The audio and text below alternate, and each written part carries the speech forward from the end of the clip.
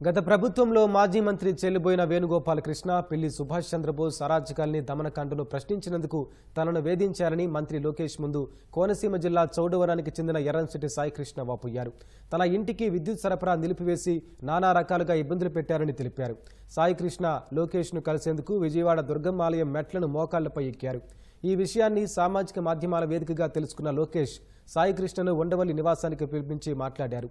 అతడి క్షేమ సమాచారం తెలుసుకున్నారు.